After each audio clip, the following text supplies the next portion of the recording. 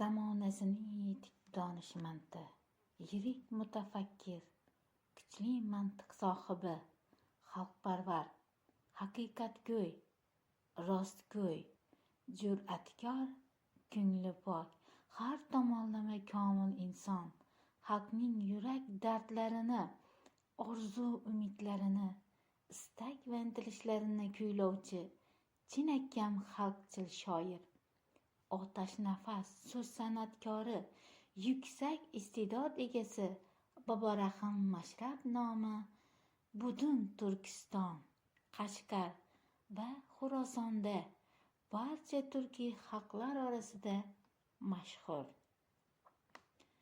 U she'riyat mulkining buyuk sultoni, Navoiydan keyingi oliy maqomiga erishgan, xalq qalbiga nur bo'lib kirgan ijodkordir. Mashrab poklik, halollik timsoli sifatida dunyoga keldi. Qissai Mashrab avvalida Bibi Salimaning yerga tushib yotgan 2 dona uzumni olib yeganlari, hali 7 oylik homila bo'lmish Mashrabning onalarini birovning haqqini yeyishda ayblanganligi, uzum sotuvchi onaning tazarrusidan ta'sirlanib, uzum ta'mini ko'rish uchun doimo haq olmasligini bayon etgani hikoya qilinadi.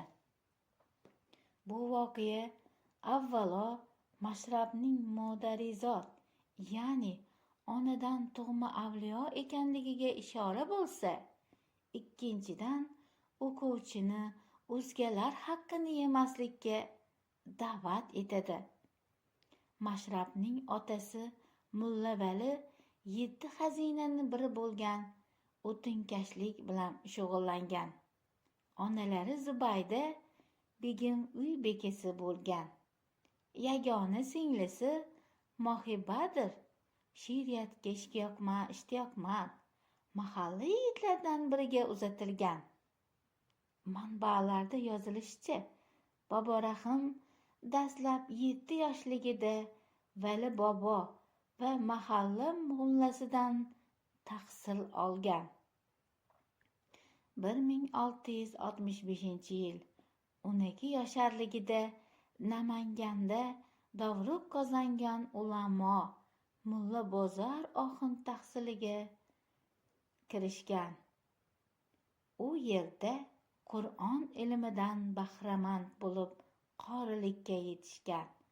Mulla Bozor oxund tomonidan berilgan ilm odob qoidalarini o'rganib olgach, oxund uning ilmini yanada mukallashuvini xohlab, Qashqarga o'z piri Ofoqxo'ja xonadoniga kuzatgan. Mashrab bu payti taxminan 20-21 yoshlarda bo'lgan.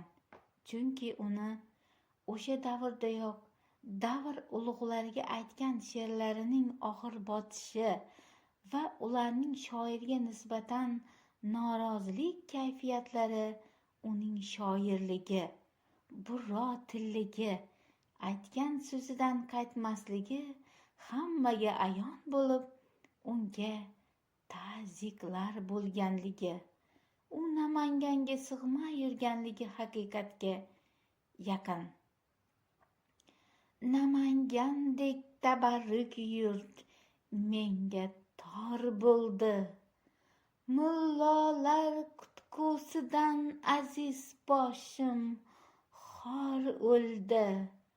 Onam, singlim mushtipar parcha nonga zor o'ldi. Bo'ynim egib tiz cho'kmoq naylay menga or o'ldi. Ko'ring endi yoronlar ko'ksim lolazor o'ldi. Shoir ba'zi badxulq, rishhavur mullalar va shahar hokimi, amaldorlar